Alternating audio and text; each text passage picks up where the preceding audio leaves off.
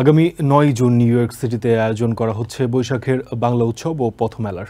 Jamaica Bangladesh friends সোসাইটির আয়োজনে এটি অনুষ্ঠিত হবে। বুধবার রাতে নিউ ইয়র্কের জামাইকায় সংবাদ সম্মেলনে বিষয়টি জানানো হয়।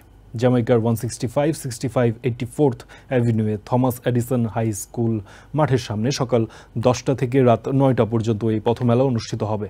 এই উৎসব বৈশাখের পান্তা ইলিশের পাশাপাশি বিভিন্ন সাংস্কৃতিক পরিবেশনা থাকবে।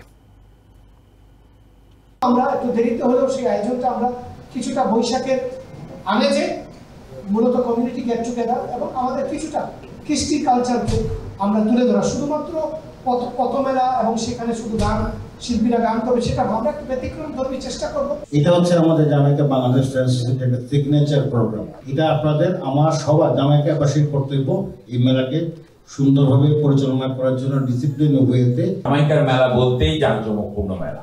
প্রতি বছর একটা টাইটেল থাকে, এবছরও একটা টাইটেল আছে, যেটা বাঙালিয়ানায় বাংলা উৎসব। সো এটা একটা খুব বড় ধরনের টাইটেল।